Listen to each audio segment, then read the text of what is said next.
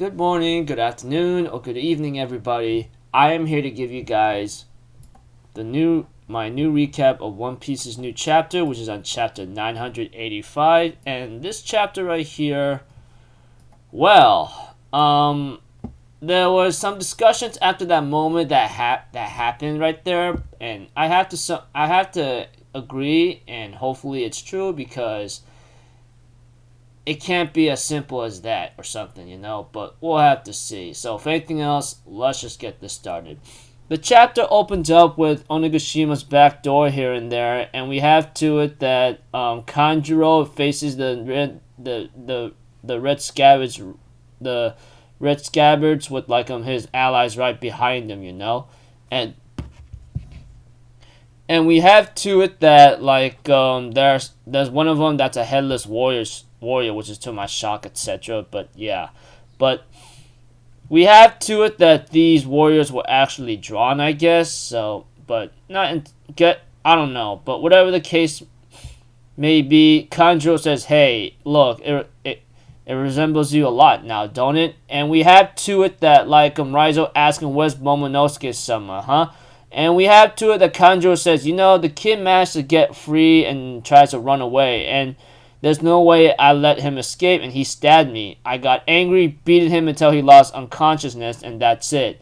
And we have to it that everyone stares at him in total rage after what he did, and he said as we speak at the party stage, you don't have to worry about it no more. Odin's blood will be executed if the kid somehow survived, etc. And we have to it that Inugarashi asks, Nekomamushi, what's that thing on his arm? He goes it's just some kind of gun thing. It's not a big deal. And Kanjuro talks about we're just gonna stall you guys, and after that Kozuki's Odin bloodline will be over. And we have to it that Okiku shows up and says, "You know what, Kanjuro-san, I want you to shut up right now. You know very well that the scars you caused by my blade carries on in the afterlife too, like the snow that carries over the spring. That wound I'm about to inflict on you is gonna go into your soul and is gonna come to your soul." And Kanjuro challenges Okiku head on by saying, "Let's do this then." And we have to it, they finally clash against each other while we see Inugarashi has a sword on his leg, his two sword style whatsoever. But whatever the case may be, we go back inside the castle, and Kaido's speech is about to be recorded through a dendenmushi, snail phones, and we have to it that Yamato says as Kozuki Odin, you are Ace's little brother. I thought you would accept me on board your ship or something. And we have to it that Luffy's hey, wait a second. Kozuki Odin was someone that was loved by all. You can't even become him. Then do it yourself, Odin. He goes what the hell do you even mean by that? And we have to it that Yamato is actually chained up, saying even I am Odin. Due to these shackles, I am not free. I wanted to go out to sea with Ace and the others, but since I was 8 years old, I was forced to stay on this damn island. And we have to it that Luffy says, "Are you saying it's the same shackles that the prisoners have here?" And Yamato says, "Yeah, that's right. If I were to leave this island, they will explode." So pretty much she can't escape. The moment she tries to leave the island, it'll just explode on her, And we have to it that she explains honestly, I wonder if that will really happen. I mean, what kind of parent would do this to their child? And we have to it that Yamato explains that might actually happen, and it scares me because my father is that damn type of guy. And Luffy's so you want me to take them off you? But are you sure I can be sure that you'll fight along our side, right? Although Luffy gives Yamato a warning by saying, "I'm warning you right now, with or without you, I'm gonna kick Kaido's butt and send him to oblivion. Keep that in mind." And Yamato's "I want to beat him up as much as you do, okay? Do you have any idea how many times he beat me when I was a kid? Every time I opposed him, he would beat the living heck out of me." And then Luffy's "You know what? I understand. I will remove them." "Remove them? Are you sure? 20 years that my freedom has been taken away from me. It has been 2 years since the Summit War had led by Whitebeard, and we have to it that Kaido's making a speech right now, you know.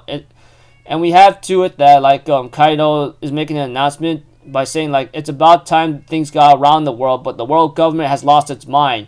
They abolished the warlord system. As Kaido continues his speech, he says like it's proof that the Marine headquarters is absolutely confident about their new power to deal with us, but not to worry about the Marines' newfound confidence. As for us, we have allies with the Big Mom pirates, and we are going to after the biggest power in the world, the ancient weapons whatsoever, you know.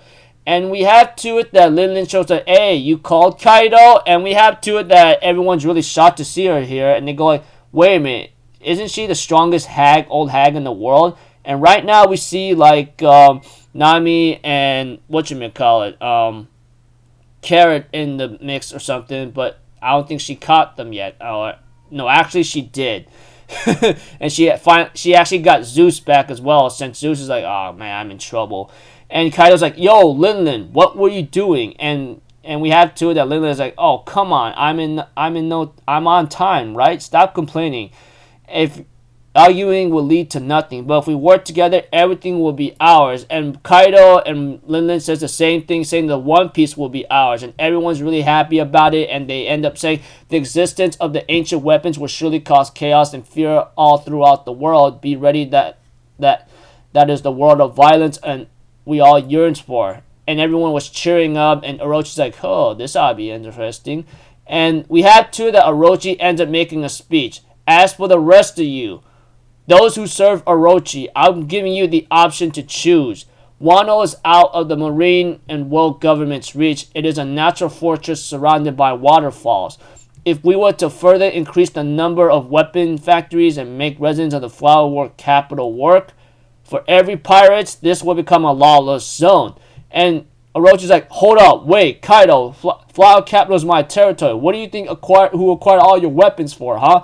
But unfortunately for Kaido, he ends up grabbing King's sword and slices freaking Orochi's head off. I'm like, wow, dude. All those years that you allied with Orochi, you sliced off his head. But we have to it, everybody gotten shocked about this, even their subordinates, and even like Lin just laughing so badly right now while we see Orochi's head on the ground falling, you know? And Kaido continues making a speech. Be it the Kozuki clan or the Kurozumi clan, that means nothing to me. You have 5 seconds, Orochi's henchman. You either choose to fight alongside us or face us and die right here and now.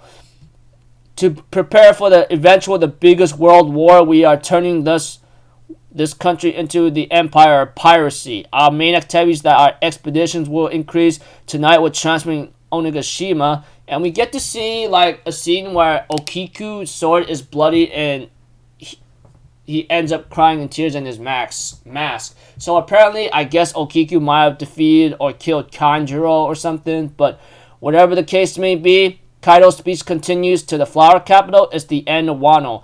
The new name for this country is the new Onigashima, and its shogun is my son Yamato. And we have the chapter ends up with Yamato says, yeah, right, as if, you stupid punk. And we have it that like Luffy's like, quick, show me the way to Momo. He's about to be killed. And we have it that Kaido's subordinate says, contact the Flying Six. Yamato is here.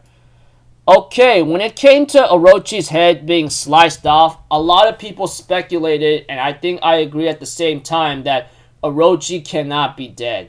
I mean, think about it. This guy ate a mythical zone fruit known as the Orochi fruit with multiple heads of a dragon.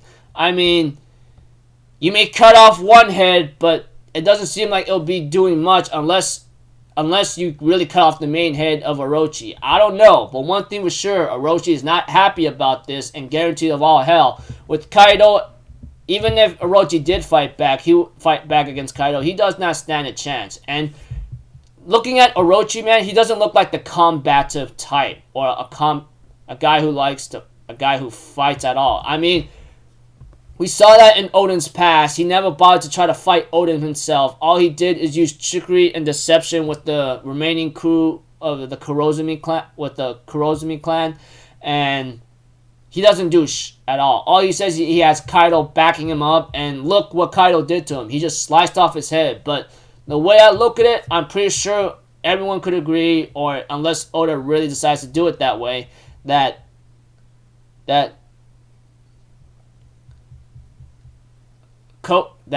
Orochi is not dead. There's no way he could be dead. Unless he's really dead, I'd be shocked, because his death right there was really pathetic, and Kaido just sliced off his head, and that's it. But I'm pretty sure mythical zone fruits are very unpredictable. I mean, look at Marco the Phoenix, you know? I mean, in the Marineford arc war. And then, like, Kaido's dragon form. And then Orochi's, like, devil fruit mythical zone form. I'm pretty sure slicing off his head right now will not do anything unless said otherwise. We'll have to see, though. I mean, like, hopefully he's not dead, because I think he has another role to play before he might be permanently executed. We'll have to see. So until then, people, I'll see you guys in the next video. I'm Alpha Zero. Have a good day, and I'll see you guys next time, alright? Peace out. Bye-bye. Toot-toot.